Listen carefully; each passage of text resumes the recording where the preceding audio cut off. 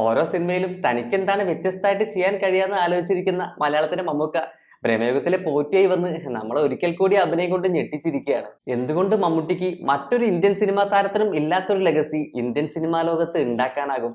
നമുക്ക് നോക്കാം.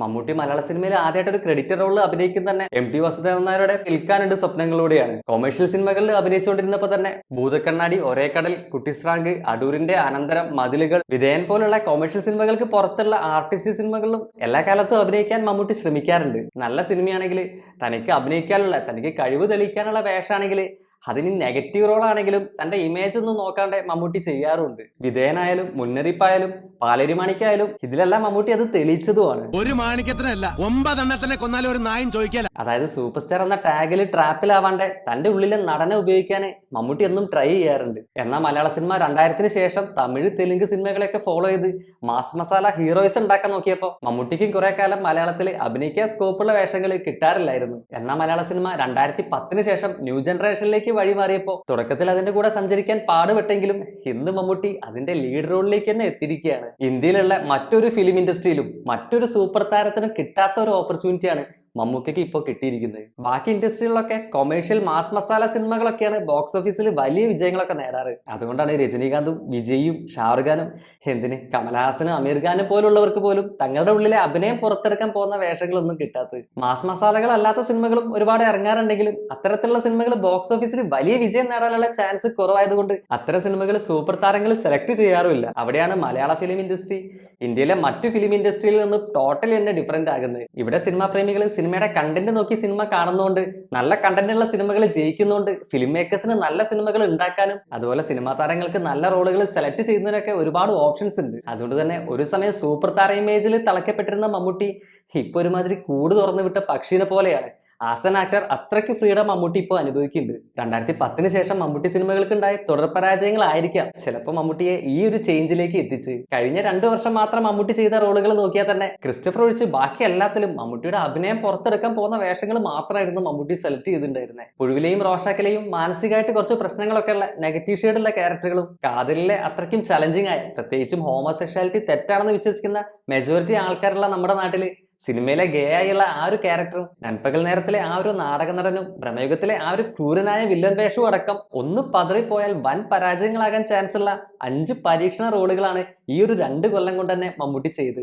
അതിൽ തന്നെ ഭ്രമയുഗം എടുത്തു പറയേണ്ടതാണ്. മലയാള സിനിമാ ചരിത്രത്തിലെ തന്നെ ഒരു നാഴികക്കല്ലാവാൻ സാധ്യതയുള്ള ഭ്രമയുഗത്തിലെ പോറ്റിയും ചാത്തനും ഒക്കെ ആയിട്ട് മമ്മൂട്ടിയിലെ നടൻ ശരിക്കും സിനിമയിൽ അങ്ങ് അഴിഞ്ഞാടുകയായിരുന്നു. കണ്ണ് ചിമ്മാതെ ആ പകർനാട്ടം കണ്ണു നിറയെ കാണുക എന്നത് മാത്രമാണ് മൂവി ലവേഴ്സായ നമുക്ക് ആകെ ചെയ്യാനുള്ളത്. ആ ഒരു ചിരിയിലൂടെയും ആ ഒരു ശബ്ദത്തിലൂടെയും എന്തിനാ ഒരു നോട്ടത്തിലൂടെ പോലും ചാത്തന്റെ ആ ഒരു ഭീകരത, സ്ക്രീനിൽ നിറഞ്ഞു നിൽക്കുന്ന ചാത്തന്റെ ആ ഒരു ഭീകരത നമ്മളിലേക്ക് എത്തിക്കാൻ മമ്മൂട്ടിക്കല്ലാതെ ഇന്നത്തെ മലയാള സിനിമയിൽ, അല്ല ഇന്നത്തെ ഇന്ത്യൻ സിനിമയിൽ തന്നെ വേറെ ആർക്കെങ്കിലും പറ്റുമെന്ന് തോന്നുന്നില്ല. മമ്മൂട്ടിക്ക് കിട്ടിയ ഈ ഒരു ആർട്ടിസ്റ്റിക് ഫ്രീഡത്തിന്റെ അങ്ങേയറ്റായിരുന്നു ഭ്രമയുഗത്തിലെ കൊടുമൺ പോറ്റി. പുഴു ഇറങ്ങിയപ്പോൾ തോന്നി ഇതാണ് മമ്മൂട്ടിയുടെ ഈ അടുത്ത കാലത്തുള്ള ഏറ്റവും മികച്ച പെർഫോമൻസ് എന്ന്. എന്നാൽ അടുത്തായിട്ട് ഇറങ്ങിയ റോഷാക്ക് കണ്ടപ്പോൾ അതിലെയാണെന്ന് തോന്നി. പിന്നെ അടുത്ത നൻപകൽ നേരത്തുമൊക്കെ കണ്ടപ്പോൾ ഇനി ഇതിനു മുകളിലുള്ള ഒരു അഭിനയം, ഇതിനു മുകളിലുള്ള ഒരു പെർഫോമൻസ് മമ്മൂട്ടിക്ക് ഈ അടുത്തൊന്നും കാഴ്ചവെക്കാൻ പറ്റില്ല എന്ന് തോന്നി. എന്നാൽ അടുത്തതായിട്ട് ഇറങ്ങിയ കാതൽ ആ തോന്നൽ തെറ്റിച്ചു.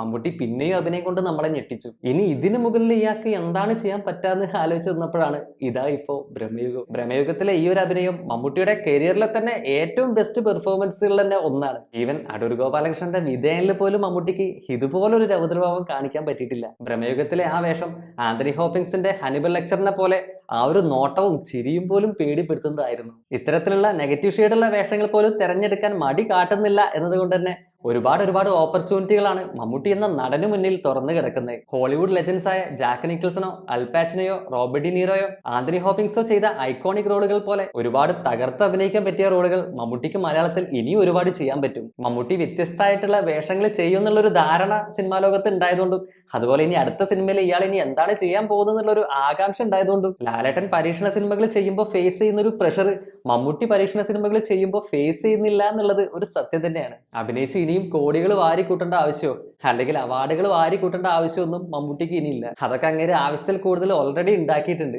ഓൾറെഡി നേടിയിട്ടുണ്ട്. ഇനിയുള്ള കാലം മലയാള സിനിമയോ ഇന്ത്യൻ സിനിമയോ ഉള്ള കാലത്തോളം ഓർത്തു വയ്ക്കാൻ പോകുന്ന ഒരുപിടി നല്ല സിനിമകൾ, ഒരുപിടി നല്ല വേഷങ്ങൾ ചെയ്യുക എന്നത് മാത്രമായിരിക്കും മമ്മൂട്ടി എന്ന നടന്റെ ലക്ഷ്യം. അതുകൊണ്ടുകൂടിയായിരിക്കും മമ്മൂട്ടി ക്യാരക്ടർ സെലക്ട് ചെയ്യുന്നതിൽ ഈ ഒരു ഫ്രീഡം ഇപ്പൊ അനുഭവിക്കുന്നത്. ഇത് മറ്റൊരു ഇന്ത്യൻ സൂപ്പർ താരത്തിനും മറ്റൊരു ഇന്ത്യൻ സിനിമാ നടനും ഇന്ത്യൻ സിനിമ ഇൻഡസ്ട്രിയിൽ കിട്ടാത്തൊരു ഓപ്പർച്യൂണിറ്റിയാണ്. മറ്റു ഇന്ത്യൻ സൂപ്പർ താരങ്ങൾ മാസ് മസാല പടങ്ങളിൽ ടൈപ്പ് കാസ്റ്റ് ചെയ്യപ്പെടുമ്പോൾ മമ്മൂട്ടി ഓരോ സിനിമകളിലൂടെയും ഒന്നിനു പിറകെ ഒന്നായി തന്റെ ഉള്ളിലെ മികച്ച നടനെ മിനുക്കിക്കൊണ്ടിരിക്കുകയാണ്. കുറെ വർഷങ്ങൾക്ക് ശേഷം ഇന്ത്യൻ നടന്മാരുടെ പ്രൊഫൈലുകളും റോളുകളും ഒക്കെ എടുക്കുമ്പോൾ ആ പ്രൊഫൈലിൽ മമ്മൂട്ടി എന്ന നടന്റെ സ്ഥാനം വളരെ ഉയരത്തിലാകണം, ഒന്നാമതാകണം എന്ന് മമ്മൂട്ടിക്ക് ആഗ്രഹം ഉണ്ടായിരിക്കണം. അല്ലാതെ സിനിമയിൽ നിന്ന് കിട്ടാൻ പോകുന്ന അല്ലെങ്കിൽ സിനിമയ്ക്ക് കിട്ടാൻ പോകുന്ന കോടികളുടെ കണക്കുകൾ മാത്രമായിരിക്കില്ല ഇന്ന് മമ്മൂട്ടിയെ ഓരോ റോളുകളും തെരഞ്ഞെടുക്കാൻ പ്രേരിപ്പിക്കുന്നത്. അതുകൊണ്ടാണ് പണ്ട് മമ്മൂട്ടി അടക്കമുള്ള അന്നത്തെ സൂപ്പർ താരങ്ങൾക്ക് പണി കൊടുത്തുകൊണ്ട് തുടങ്ങിയ new generation Malayalam movie wave ഇന്ന് മമ്മൂട്ടി തന്നെ മുന്നിൽ നിന്ന് നയിക്കുന്നത്.